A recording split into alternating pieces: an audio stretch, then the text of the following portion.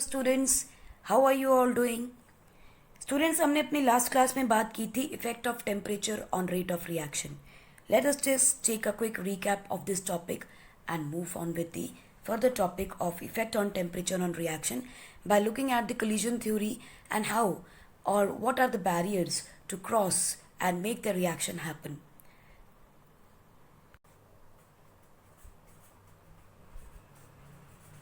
Temperature on rate of reaction. किसी भी reaction के ऊपर टेम्परेचर का, रेट ऑफ रिएक्शन के ऊपर टेम्परेचर का इफेक्ट क्या पड़ेगा. बच्चों, ये टॉपिक एक इम्पॉर्टेंट टॉपिक है. आपने देखा होगा रिवाइज्ड सिलेबस के अंदर भी ये टॉपिक डिलीट नहीं हुआ है. It means it has some relevant importance. So on increasing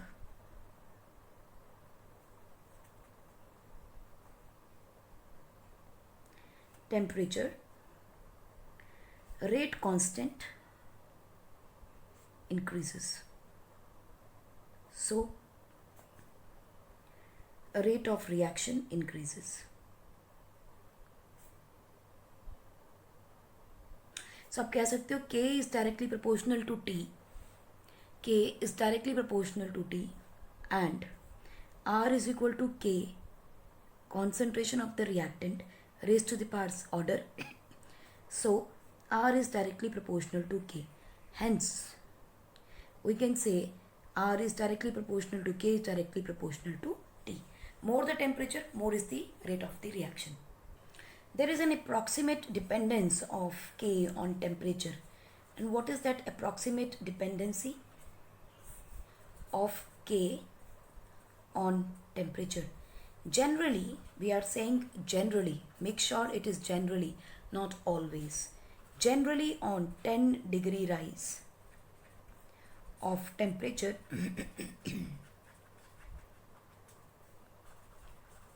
rate of reaction nearly, not exactly, nearly doubles. और इस जनरल अप्रॉक्सीमेट डिपेंडेंसी को यूज़ करते हुए वी से चेंजेस फॉर रिएक्शन. देखिए, हर एक रिएक्शन के अंदर जो टेम्परेचर है it keeps on varying. Temperature जो है उसका कॉफिशेंट अलग अलग होता है. Keeps on changing for all the reactions. So the temperature coefficient usually is K at a given temperature plus 10 degree Celsius upon K at this given temperature. 10 degree rise करेंगे तो what will happen, this is K dash upon K. अगर 10 degree temperature rise करेंगे तो rate of reaction double हो जाएगा. Now this temperature coefficient usually, again I am saying usually, जितने भी numerical होंगे आपके, यूजुअली न्यूमेरिकल्स, यूजुअली जो भी न्यूमेरिकल्स आप सॉल्व करोगे उसके अंदर it will come out, it will come out between 2 to 3. तो आप लेके चलिए अप्रॉक्सीमेटली आपका आंसर टेम्परेचर कॉफिशेंट को लेके लगभग 2 से 3 के बीच में आएगा.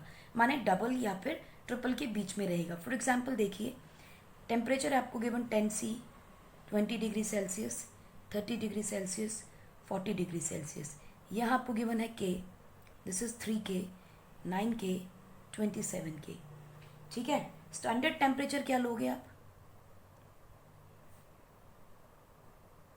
Always 25 degrees Celsius. Do not take 273 Kelvin. It is going to be 298 Kelvin. Right? इसका मतलब समझे आप, 10 डिग्री राइज पे K कितना बढ़ गया, कितना इंक्रीज हो रहा है, K के बराबर यानी डबल. 20 डिग्री पे एक और K बढ़ गया, 3K हो गया. पहले K वह सिंगल था, फिर डबल हुआ, फिर ट्रिपल हो गया. अभी 20 से 10 पे गया तो जितना यहाँ पर होगा उसका डबल हो जाएगा, तो स्क्वायर हो गया उसका. 9K है, 9K पे फिर देखिए 10 डिग्री राइज हुआ है. यहाँ से कितना है 20 डिग्री, यहाँ से कितना है 10 degree. So again it there is an increase of temperature and the rate constant. और ये जो वैल्यूज दी हैं they are the maximum increase. 2 से 3 के बीच का इंक्रीज होना है. सो अगर K है तो 3 टाइम्स होगा तो 3K, 3 times 9K, 3 times 27K, 2 times होगा तो 2K, यानी 2 के मल्टीपल्स आ जाएंगे. या तो 2 के मल्टीपल्स में या 3 के मल्टीपल्स के अंदर राइज मिलेगा आपको. क्वेश्चन देखते हैं बच्चों, क्लियर हो जाएगी बात. For a particular reaction,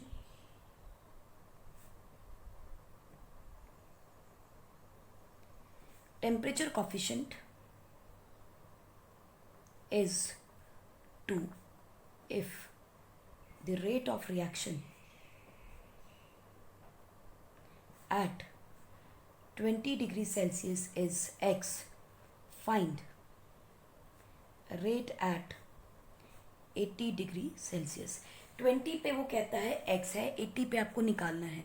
so we can right 20 के मल्टीपल ले लें, 2 का मल्टीपल लेना पड़ेगा हमें. 20, 40, 60, 80 ये भी कर सकते हो. एंड देखिए, इंस्टेड ऑफ टेकिंग 20, 30 भी लिखते हैं, 50 भी लिखते हैं, 70 भी लिखते हैं, because we said every 10 degree rise will increase it by 2. Second, temperature coefficient क्या है 2, और टेम्परेचर का डिफरेंस कितना लेना है 10 डिग्री. सो हर 10 डिग्री में वो डबल हो रहा है, ट्वाइस हो जाएगा. क्या बोला कि तो कहता है कि 20 के ऊपर अगर x है तो पूछता है 80 पे बताइए क्या होगा. देखिए 20 पे x है तो 2x, देन 4x, 4 का डबल 8x, 8 का डबल 16x, 16 का डबल 32x, और इसका डबल 64x. करेक्ट. सो आप यहाँ से देखिए कितने गैप्स हैं, 1 2 3 4 5 6, यानी आप लिख सकते हो 80 माइनस 20 इज इक्वल टू 60. हर 10 डिग्री राइज लेना है, डिवाइडेड बाय 60, 6 टाइम्स इंक्रीज करेगा. सो 2 का फैक्टोरियल लगाइए और उसके ऊपर पावर 6 लगाइए, you will get the answer 64. दोबारा देखिए, गैप कितना है 80 डिग्री और 20 डिग्री है, दोनों में गैप कितना है 60 डिग्री का. हम कहते हैं एवरी 10 डिग्री जितना राइज होता है तो इट बिकम्स x की पावर 2, डबल हो या 2x हो जाएगा, छोड़ो 2 की पावर, ट्वाइस x हो जाएगा. सो अगर 10 डिग्री में ट्वाइस x हो रहा है तो 60 डिग्री में कितना होगा 6 टाइम्स हो जाएगा. लेकिन 6 टाइम्स ऑफ व्हाट, आगे आगे आगे एक्सपोनेंट्स हैं, x का स्क्वायर डबल तो हो गया लेकिन उसके आगे उसका एक्सपोनेंट है. So that is why we say it is going to be x की पावर 6, क्योंकि हमारे पास टोटल टाइम कितनी बार चेंज हो रहा है 6 टाइम्स चेंज होगा. So it is going to be exponent 6. तो आसान तरीका क्या है, फाइनल माइनस इनिशियल कीजिए, divided by 10, you will get the value temperature coefficient raise to the power. दोबारा देखो क्या है, final temperature minus initial temperature, correct, divided by 10. Why 10? Because 10 factor से ही अगर इंक्रीज करता है तो k की वैल्यू डबल हो रही है. This is equal to what, temperature coefficient raise to the power this difference.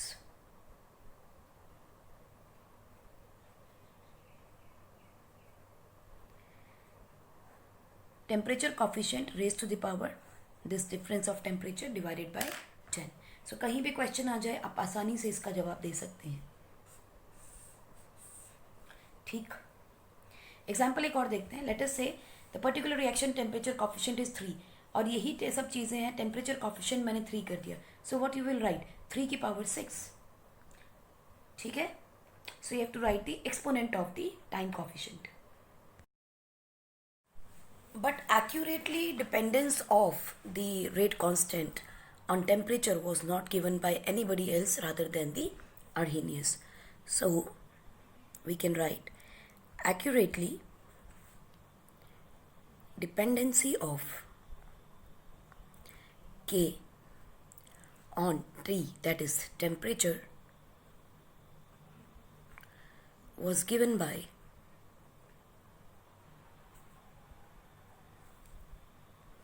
Arrhenius, and the equation is called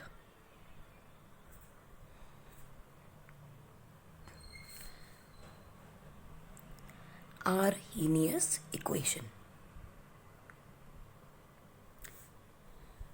What is this equation? Constant is equal to Arrhenius constant into E minus EART. हम पहले इस equation की बात करते हैं, बाद में देखते हैं ये सारी इक्वेशन कहाँ से आई, कैसे आई. So what is this over here, K is called as rate constant.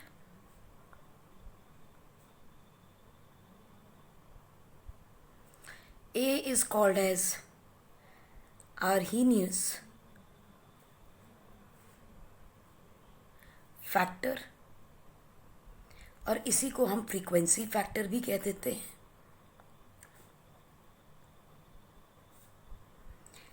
Right. और E क्या है आपका? This is called as exponential constant.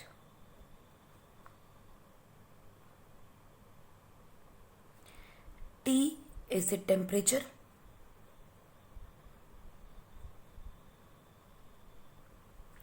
और R हमें पता ही है. What is this R? This is the gas constant.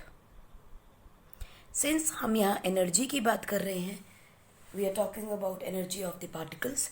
That is what is this EA? EA is the activation energy.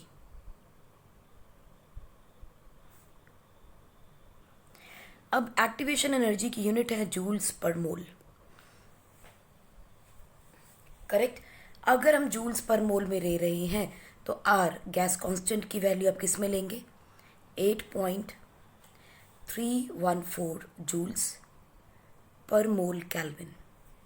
ठीक है. टेम्परेचर को केल्विन में लेंगे, इन केल्विन, क्योंकि यही इसकी ऐसा यूनिट है. और R की वैल्यू लेंगे 8.314. राइट. अक्सर ये क्वेश्चन बच्चों आता है, what is the relationship between K and temperature by using Arrhenius equation. अगर Arrhenius equation में आपको K और T का रिलेशनशिप ग्राफिकली दिखाना हो, so it is going to increase exponentially like this. और ये बच्चों कई बार ग्राफ पूछा गया है, so इस ग्राफ को as it is आपको ध्यान में रखना है that it increases exponentially. Rate constant और आप टेम्परेचर का रिलेशनशिप बिना कोलिजन थ्योरी के अंडरस्टैंड नहीं कर सकते. सो सिंपल सी बात देखते हैं कि कोलिजन थ्योरी में क्या है. मान लेते हैं आपके पास दो रिएक्टेंट्स हैं, A2 and B2 gives us twice of AB. या हम एक अच्छी एग्जांपल देख सकते हैं, hydrogen plus iodine gives us twice of HI. Correct. अब ये तब तक पॉसिबल नहीं है बच्चों जब तक हाइड्रोजन का मॉलिक्यूल आयोडीन के मॉलिक्यूल के साथ रिएक्ट ना करे, और जब तक ये रिएक्ट करेंगे तो आयोडीन और हाइड्रोजन इन सब में एक इंटरमीडिएट प्रोडक्ट बनेगा लाइक दिस. ये एक इंटरमीडिएट बन रहा है. इस इंटरमीडिएट का मतलब क्या है? हाइड्रोजन की बॉन्ड टूट रही है, आयोडीन की टूट रही है और इसकी बन रही है. So that is why these are being shown in the dotted forms, because this is the transition of the bonds between hydrogen atom and the iodine atom. Then hydrogen and iodine. कब तक रहेगा intermediate? This is very small, short lived. Short lived क्यों होता है? Because ये unstable होता है. कोई भी चीज़ शॉर्ट लिव्ड कब होती है? जब वो अनस्टेबल होती है. ये अनस्टेबल है और ये क्या प्रोड्यूस करेगा? एक स्टेबल कंपाउंड हाइड्रोजन आयोडाइड का.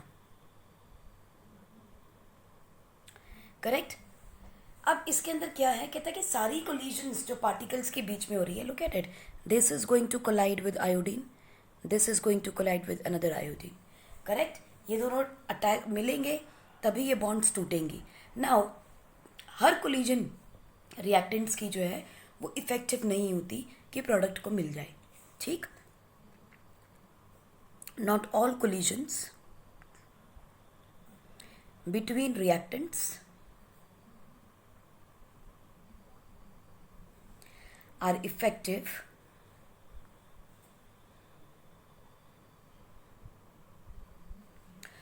to give products. ज़रूरी नहीं है. तो ऐसा क्या किया जाए कि हमें प्रोडक्ट मिल जाए? For product formation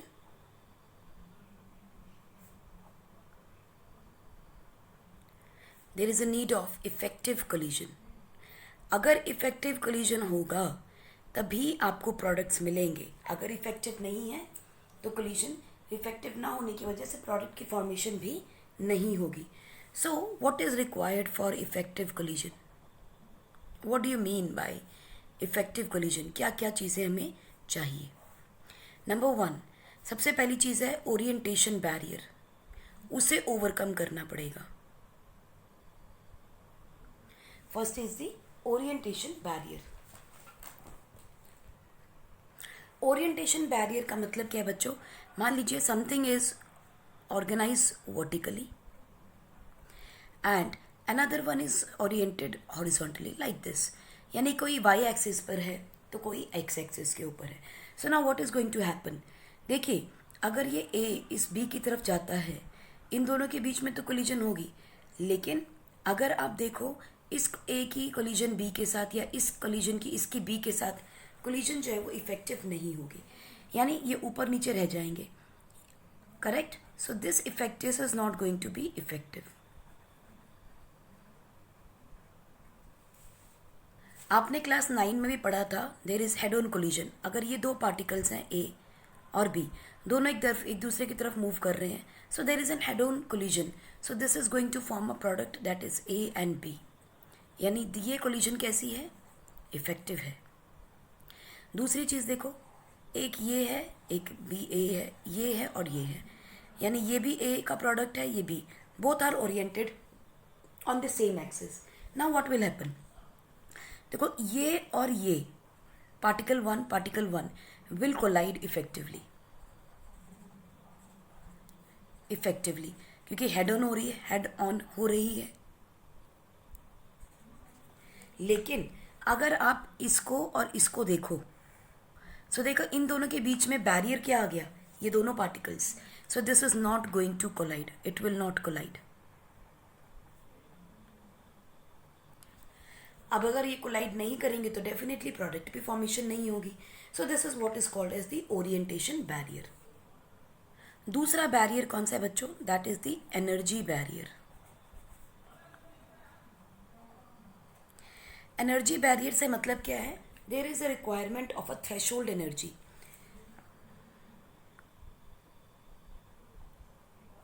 threshold energy is required. और इस थ्रेशोल्ड एनर्जी को हम क्या कह देते हैं? Activation energy.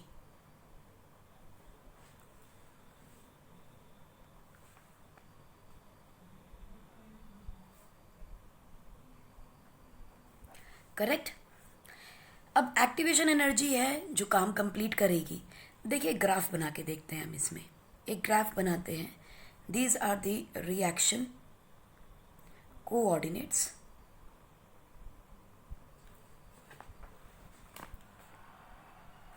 और ये क्या है? आपकी एनर्जी. करेक्ट? कभी भी रिएक्शन सीधी नहीं होती कि रिएक्टेंट आए प्रोडक्ट बन गए. नहीं. What happens? मान लीजिए रिएक्टेंट की एनर्जी यहाँ है, तो प्रोडक्ट बनने हैं, उनकी हायर एनर्जी रहेगी. करेक्ट? लेकिन होता क्या है कि ये रिएक्टेंट सीधे नहीं जाते, वो यूं घूम के वापस आते हैं like this. What is happening? Reactant को पहले किसी एक पर्टिकुलर लेवल तक पहुंचना है. This is called as energy threshold, ET. और ये है आपकी एनर्जी ऑफ द रिएक्टेंट्स और ये है आपकी energy of products. Energy of reactant, sorry, ER. Correct? So activation energy क्या होगी? Difference between the energies of reactant and product. Activation energy is reactant. So how will you find out? देखिए, ये energy है आपकी activation threshold energy, जो कि यहाँ से यहाँ जा रही है. कुछ एनर्जी इसके पास है, late us say this is 0. अब कुछ एनर्जी तो इसके पास है, और कितनी एनर्जी चाहिए कि बैरियर को क्रॉस कर जाए? This is called as activation energy. So इसका मतलब activation energy is equal to threshold energy minus E of the R. कितनी एनर्जी उसके पास ऑलरेडी है और कितनी और दी जाए, this is called as threshold energy. और जो एनर्जी यहाँ पर चाहिए, इन दोनों के डिफरेंस को बोलेंगे activation energy. So you can say that activation energy is the amount of energy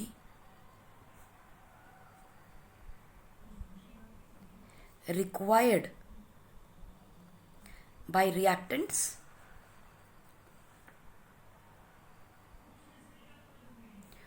to overcome threshold energy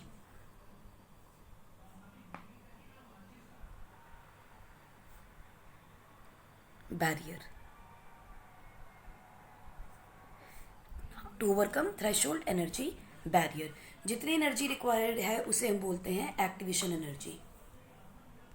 ये जो पॉइंट है जहाँ पर देखिए रिएक्टेंट जो है वापस एनर्जी लूज कर रहा है to form a product, this point is known as transition phase और ट्रांजिशन स्टेट. जिस भी पॉइंट पे आपको थ्रेशोल्ड एनर्जी मिल गई, मैच कर गई, that is called as transition state. For example देखते हैं that ER is equal to 10 joules. Correct, कि रिएक्टेंट के पास ऑलरेडी 10 जूल्स एनर्जी है और हमने उसे जो एक्टिवेशन एनर्जी दिया है that is 40 joules. So what is the threshold energy? Threshold energy is equal to EA plus ER, that is 40 plus 10 is equal to 50 joules. This is going to be the transition state energy or the threshold energy. अब देखिए आपको graph आ जाता है, मान लीजिए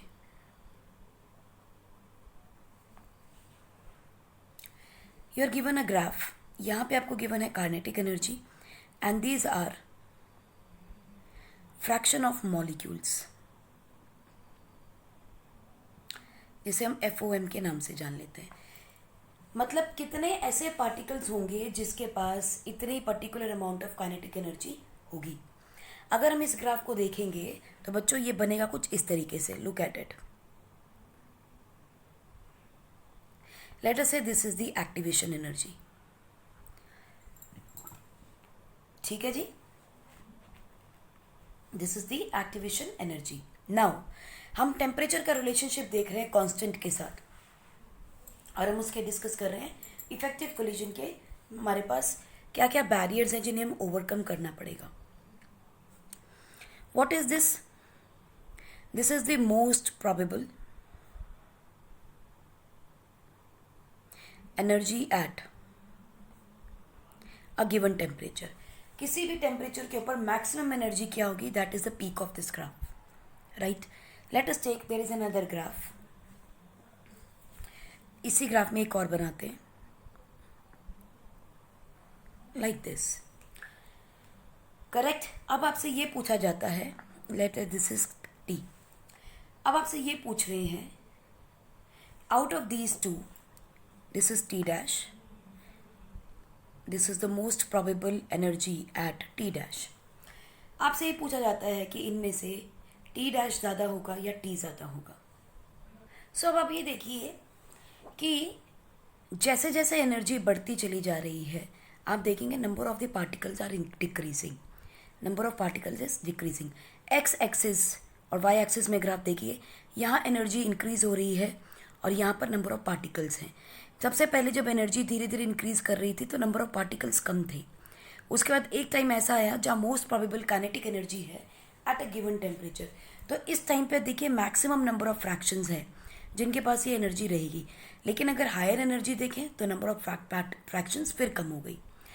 अब जैसे जैसे टेम्परेचर राइज करेगा वैसे वैसे काइनेटिक एनर्जी इंक्रीज करेगी. ऑब्वियसली बात है, more the higher the temperature higher is the kinetic energy. तो जितनी ज़्यादा काइनेटिक एनर्जी इंक्रीज करती जाएगी तो आप देखिए बहुत तेज़ी से काइनेटिक एनर्जी इंक्रीज कर रही है.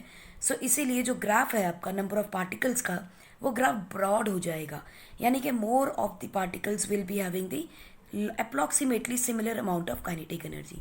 जब टेम्परेचर कम था तो कम ऐसे पार्टिकल्स होंगे जिनकी की काइनेटिक एनर्जी सिमिलर होगी. Late us say this is the one in case of T, है ना. दिस इज देखो इसके पहले और इसके बाद में number of the particles are decreasing. और दूसरा हम ग्राफ देखते हैं जिसके अंदर नंबर ऑफ द पार्टिकल्स जो हैं वो भी डिक्रीज कर रहे हैं लेकिन आपका ग्राफ जो है वो कैसा होता जा रहा है, वो थोड़ा सा फ्लैट होता जा रहा है. सो let us look at this one. तो ये देखिए number of the particles has increased, और यहाँ पे देखो number of particles is not much, है ना। दोनों ग्राफ्स में डिफरेंस देखिए। अब मैं इसको आपको सेपरेट करके दिखाती हूँ दोनों ग्राफ्स। एक ग्राफ में ये है, ठीक है, और एक ग्राफ है ग्रीन वाला। Look at the difference. यहाँ पे टेम्परेचर है maximum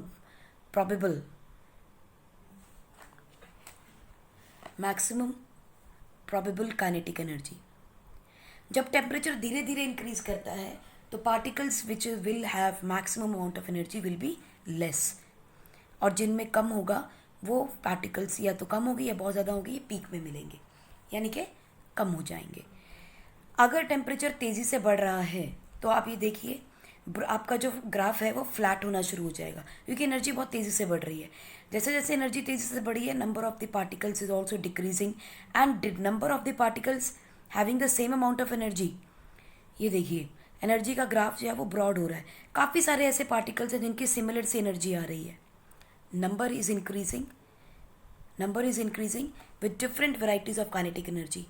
Number is less with similar amount of kinetic energy. अब हमारे दिमाग में आता है कि ये जो ग्राफ है ये ब्रॉड क्यों हो रहा है बच्चों, क्योंकि जब हम टेम्परेचर इंक्रीज कर रहे हैं बहुत ज़्यादा तो काफ़ी सारे ऐसे पार्टिकल्स होंगे जिनकी एनर्जी सिमिलर आएगी।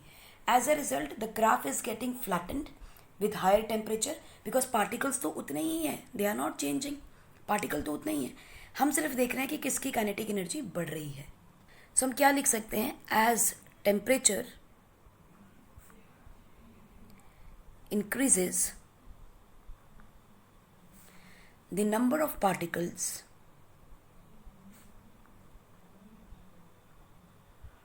having most probable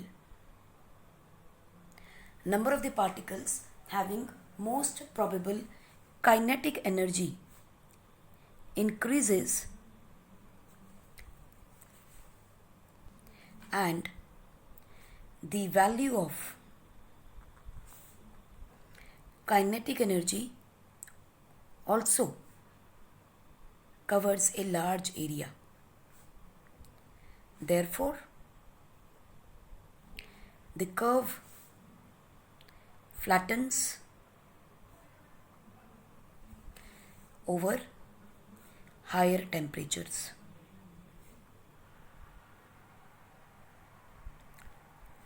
Then kinetic energy to fraction of molecule graph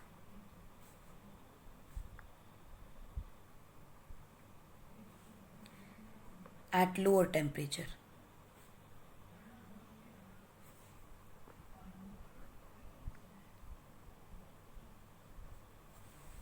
So that is why we have this graph.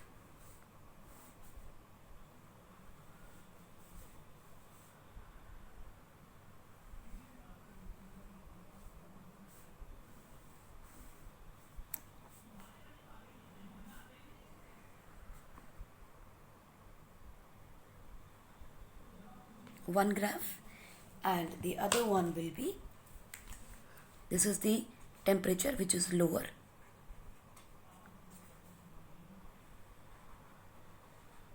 and this is the temperature T dash which is higher. Correct? और ये क्या है, fraction of molecules upon with the kinetic energy graph. देखो इसमें क्या हो रहा है, क्योंकि टेम्परेचर ज़्यादा है बहुत सारे पार्टिकल्स ऐसे होंगे जिनकी काइनेटिक एनर्जी लंबे डिस्टेंस तक एक जैसी रहेगी, क्योंकि टेम्परेचर बहुत ज़्यादा हाई है।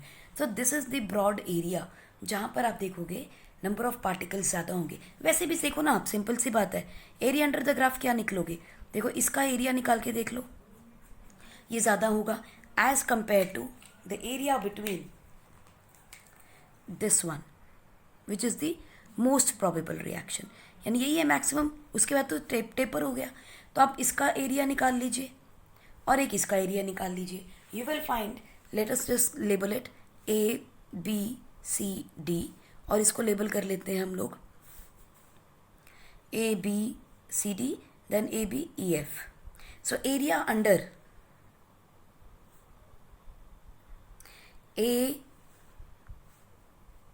ओके, यहाँ पे मार्क कर लेते हैं ये, ओके इसको जी कर लेते हैं. So area under A G E F will be more than area under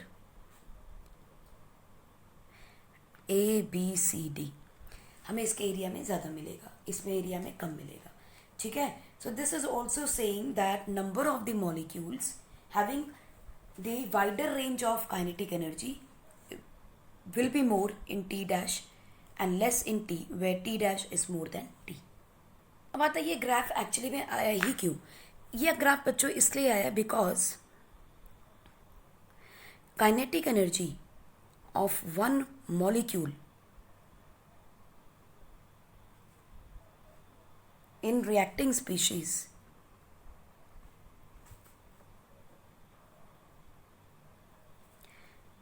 do not have same kinetic energy. पहली चीज. Also kinetic energy of one molecule in reacting species okay, ये आप यहाँ लिख सकते हैं because all the molecules or all molecules in reacting species do not have the same kinetic energy. Also it is difficult to calculate or predict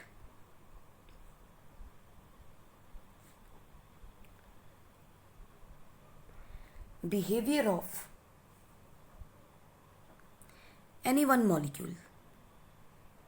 So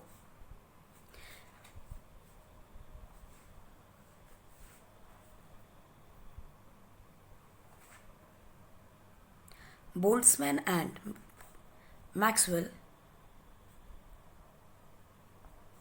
used statistical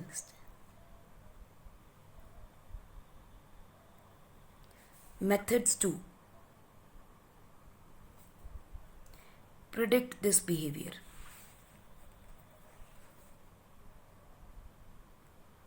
Of molecule कि अगर वो जाएंगे तो उनकी काइनेटिक एनर्जी कैसी होगी. ऐसे कितने मॉलिक्यूल्स हो सकते हैं जिनकी wider range of kinetic energy similar होगी. उन्होंने एक और बात बोली कि probability of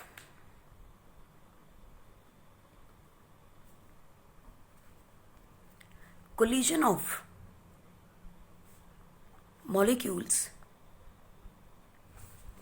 to form products will increase by increasing kinetic energy, that is by increasing temperature. जितना ज़्यादा टेम्परेचर होगा उतनी ज़्यादा काइनेटिक एनर्जी होगी, उतनी ही ज़्यादा प्रोबेबिलिटी होगी पार्टिकल्स के आपस में कोलाइड करके कोई नया प्रोडक्ट बनाने की. ही सेज कि आर्हेनियस की जो इक्वेशन है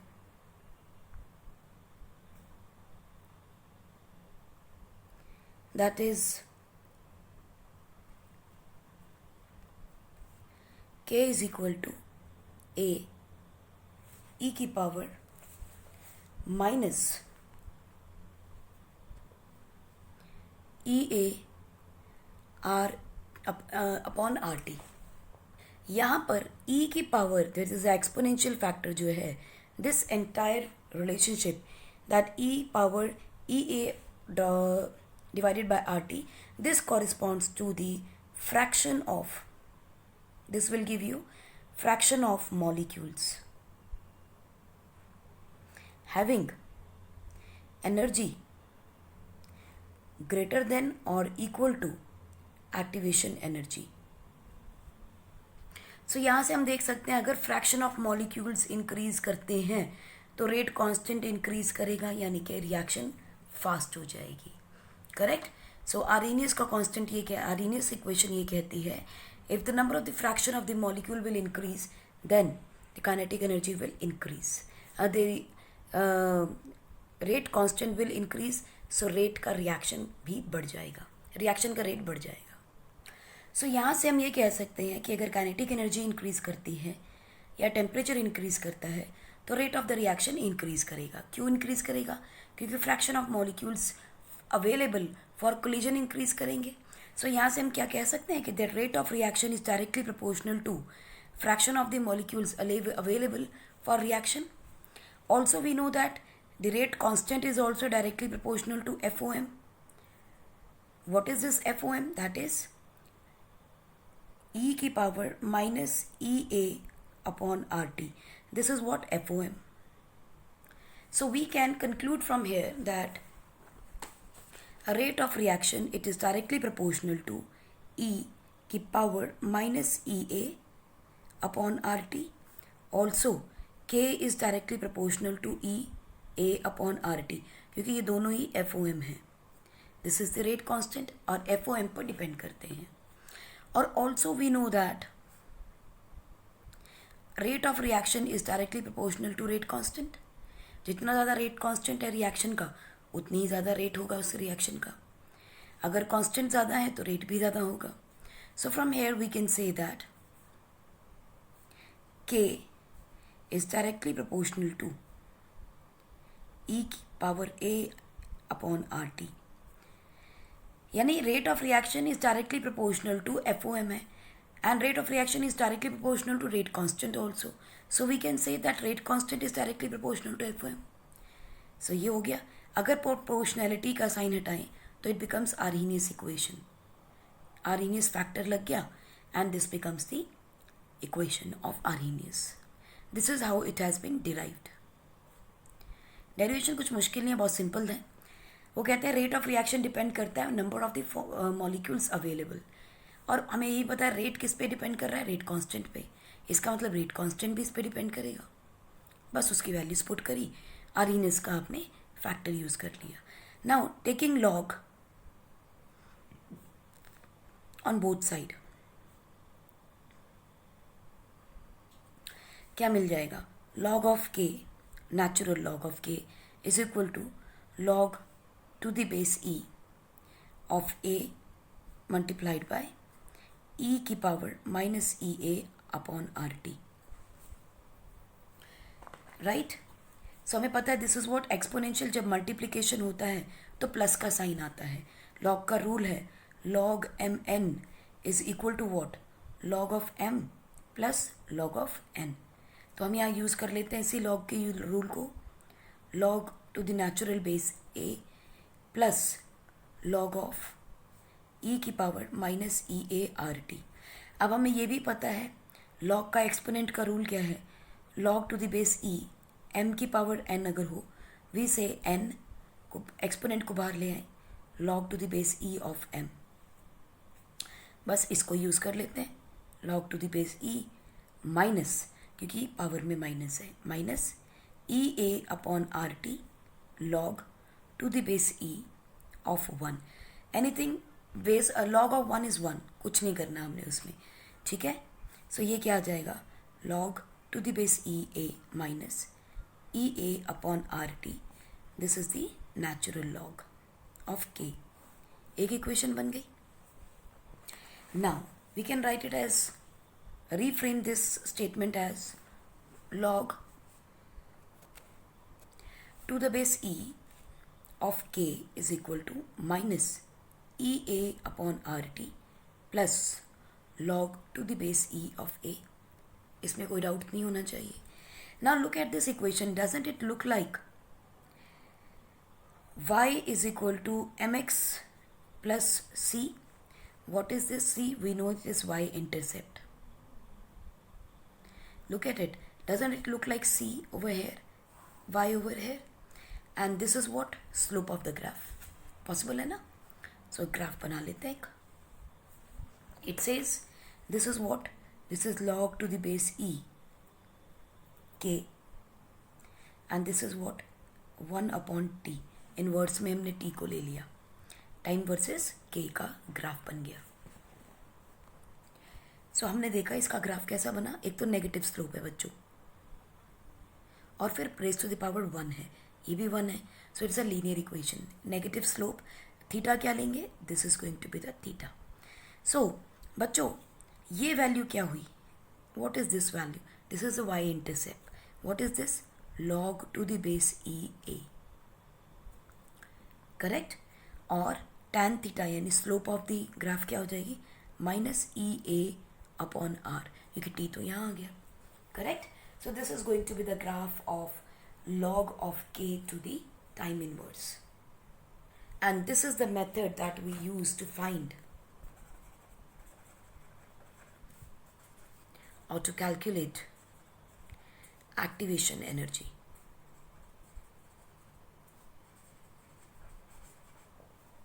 और एक क्वेश्चन कई बार बोर्ड में आता है बच्चों, ग्राफ नहीं, ग्राफिकली आपको पूछा जाएगा कॉम्पिटिशन्स के अंदर, यही मार्क कर लेते हैं. ग्राफिकली आपको आएगा कॉम्पिटिशन्स में.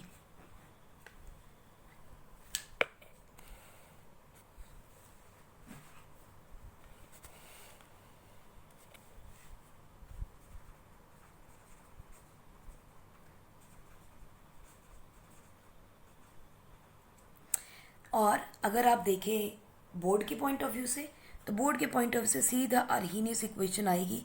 आपको इसमें से एक्टिवेशन एनर्जी निकालनी आनी चाहिए. By using log you will be able to find out this activation energy easily, क्योंकि आप फ्रैक्शन एक्सपोनेंट को बाहर निकाल लेंगे. अब ये नेचुरल लॉग में दिया है, हमें तो नेचुरल लॉग यूज़ करना ही नहीं है, हमें तो log to the base 10 use करना है. तो चलिए इसको कन्वर्ट करते हैं. We have log to the base E of K is equal to minus E A upon R T plus log to the base e of a. What is this a? Arrhenius factor. अगर मुझे इसको log to the base 10 में convert करना है तो multiply करना पड़ेगा 2.303 से. So it is log to the base 10 of k is equal to minus, इसको भी तो मल्टीप्लाई करोगे, E A upon R T. क्यों करोगे? क्योंकि यहाँ log लिखा ही नहीं, तो क्यों करेंगे, no need. Plus 2.303 log to the base 10 of a. Correct. अगर इस पूरी इक्वेशन को हम डिवाइड कर दें बाय 2.303 तो बार बार मल्टीप्लिकेशन करने का हमारा हैसल ख़त्म हो जाएगा. बार बार क्यों मल्टीप्लाई करना है, एक ही बार कुछ करेंगे. So it will be log to the base 10 of k is equal to log to the base 10 of a minus E A upon 2.303 R T. So this is the one which is more popular for calculation of activation energy. और कई questions आएंगे आपको for calculation of activation energy. अब यहाँ देखो इसका slope कैसा बनेगा. आपको एक स्लोप दे रहे हैं, this is log to the base 10 of k and this is what 1 upon t.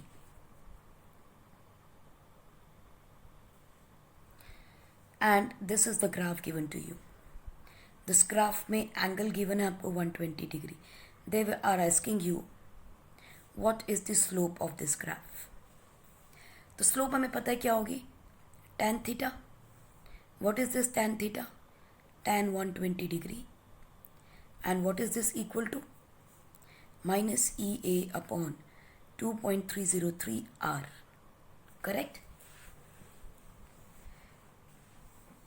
Tan 120 degree is equal to EA, that is you have to find out, upon minus में 2.303 since we are talking about energies, so 8.314.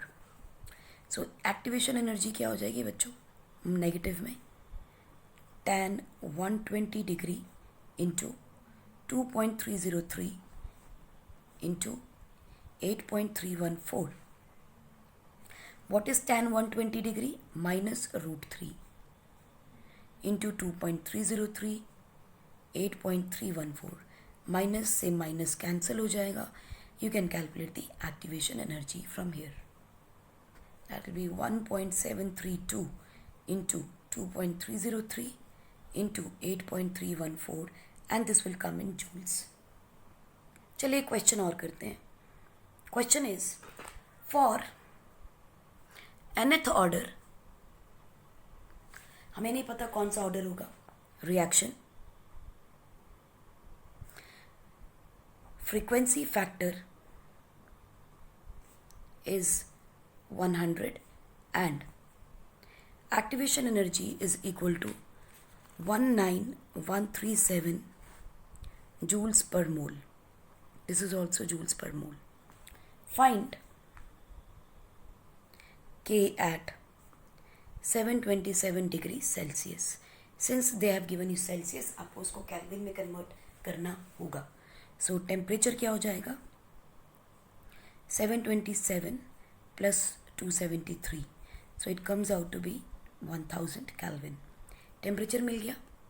He is asking find out K, और हमें पता है कि अगर nth factor की reaction है और फ्रीक्वेंसी इसमें फैक्टर दिया है, they are talk. Frequency factor क्या है? आर्हीनियस फैक्टर, या फिर इसे कोलिजन फैक्टर भी कई बार कह देते हैं. ठीक है, z की फॉर्म में भी यूज़ होता है.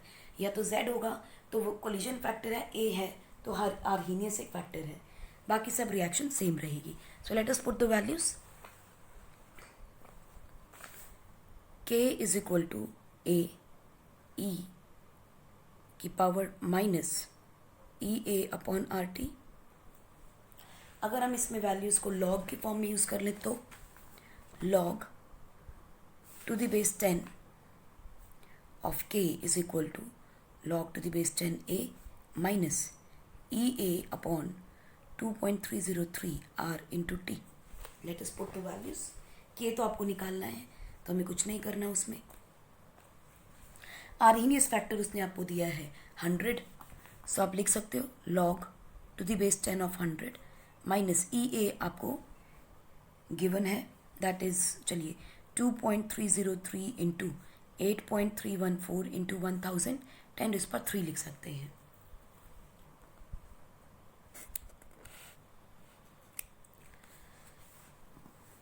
सो हम लिख सकते हैं लॉग टू द बेस 10, 100 को कन्वर्ट कर लें 10⁻² minus activation energy 19137 divided by the same factor.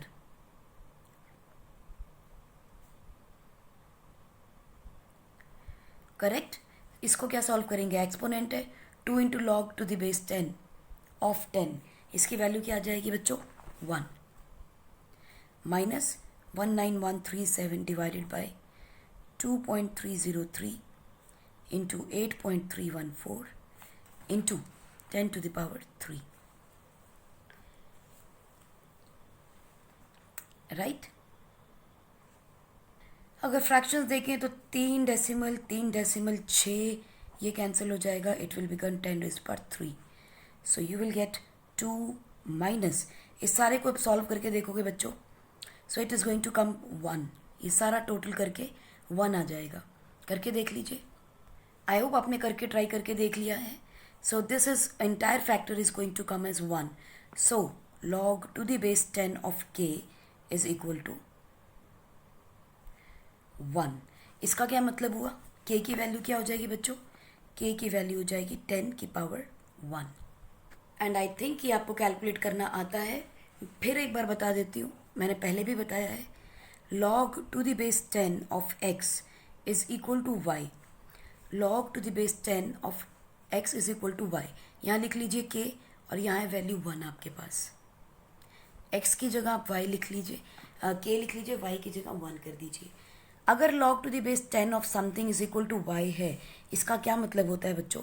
इसका मतलब होता है x इज इक्वल टू 10 की power y. x is equal to 10 की पावर y. जो भी यहाँ वैल्यू होती है वो इस 10 की पावर होती है. अगर उस 10 को इतनी बार मल्टीप्लाई कर दिया जाए तो ये आंसर आ जाएगा. सो 10 की पावर कितनी होनी चाहिए? y. अब देखो ये क्या है? y. ये है 10. 10 की पावर 1 is equal to k. So that is why k will be equal to 10. Thus, it can be concluded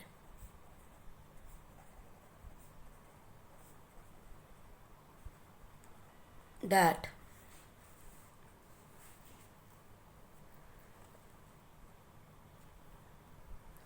increasing the temperature or decreasing the temperature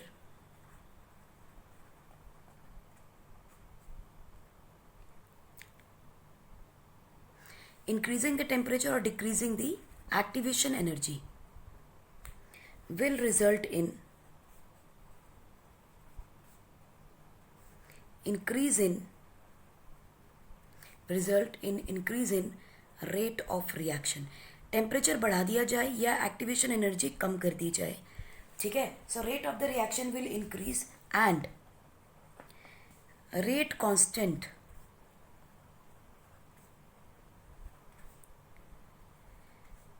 will increase exponentially.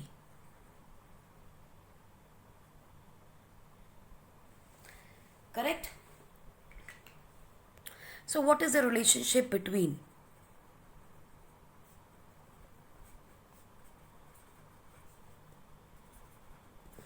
rate constants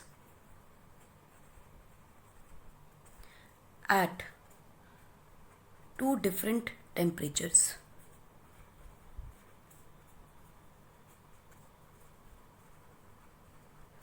That is K1 K2 and T1 T2. इन दोनों के बीच का एक relationship क्या हो सकता है बच्चों?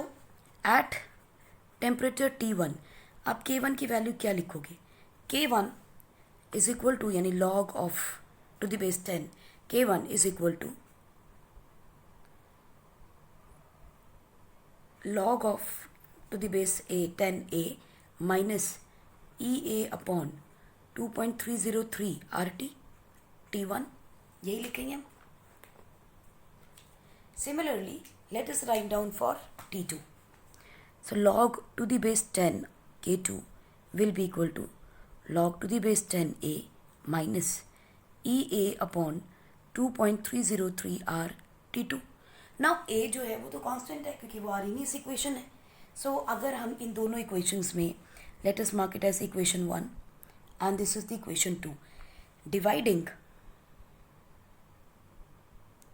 Subtracting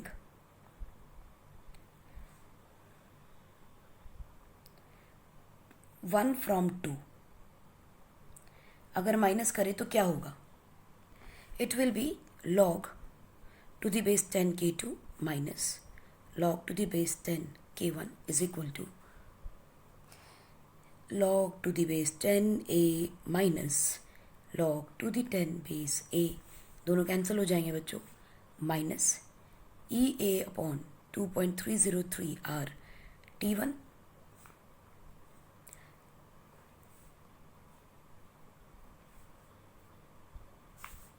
T2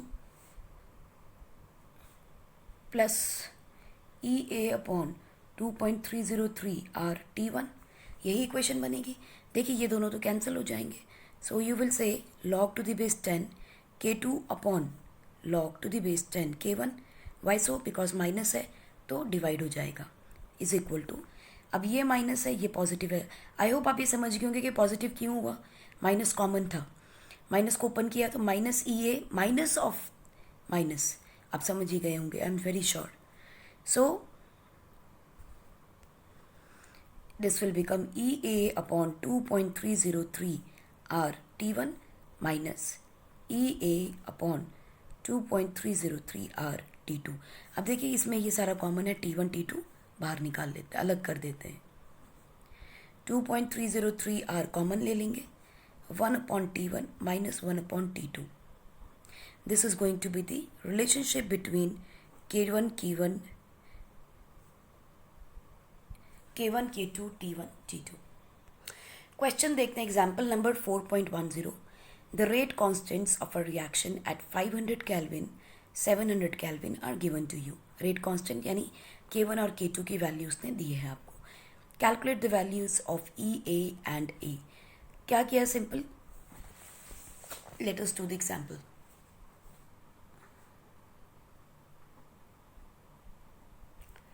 K1 given है आपको 0.02 पर सेकेंड, K2 0.07 पर सेकेंड है, इसका मतलब फर्स्ट ऑर्डर रिएक्शन है. Temperature 500, temperature 700. He is asking calculate EA and A. EA और A निकालने के लिए देखिए K is equal to A E की पावर EART. एक ही फैक्टर है, इसको यूज़ करके हम A की वैल्यू निकाल सकते हैं. यहाँ से किसी एक की निकालनी है. सो हमारे पास दो वैल्यूज़ गिवन है different. So what we will do, log to the base 10 K2 upon log to the base 10 K1 is equal to EA upon 2.303 R 1 upon T1 minus 1 upon T2. यहाँ से EA निकल जाएगा क्योंकि K2 और K given है आपको.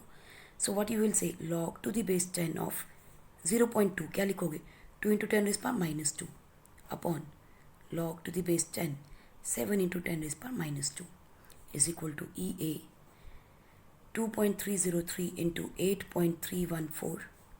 Temperature is 500 and 700.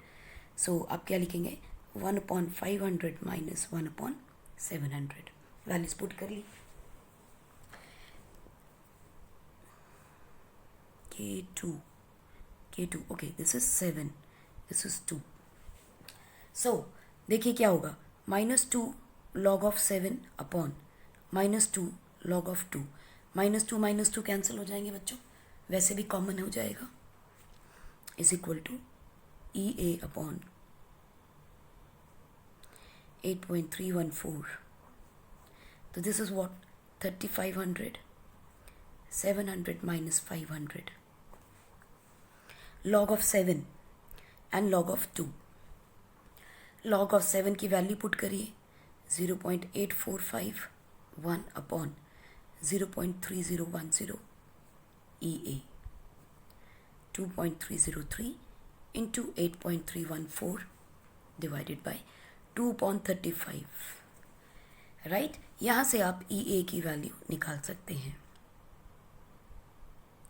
0.8451 upon 0.3010 into 2.303 into 8.314 into 35 divided by 2. यहाँ से आप एनर्जी निकाल सकते हैं. The first order reaction constant for decomposition of ethyl iodide by the reaction. Ethyl iodide की रिएक्शन में ये डिकम्पोजिशन मिल गया. एट 600 Kelvin इट इज़ इतना. This is the rate constant पर सेकेंड गिवन है. First order reaction. Its energy activation is given 209. Calculate rate constant of reaction at 700 Kelvin. Again, nothing. All the values are given to you. All you have to do is just put in the values. K1 given to you is 1.6 into 10 to the power minus 5. K2, you have to calculate. T1 is given to you 600. T2 is 700 Kelvin. And activation energy is given to you 209. मगर क्या kilo joule पर मोल. हमें क्या चाहिए होती है joules में, तो इसको आप जूल में कन्वर्ट कर लीजिए. यहीं पे कर लेते हैं इंटू 10⁻³ जूल्स पर मोल. सब चीज़ें गिवन है, you just have to put in the values. log to the base 10 K2 upon log to the base 10 K1 EA upon 2.303 1 upon 600 minus 1 upon 700. So this is, you have to find out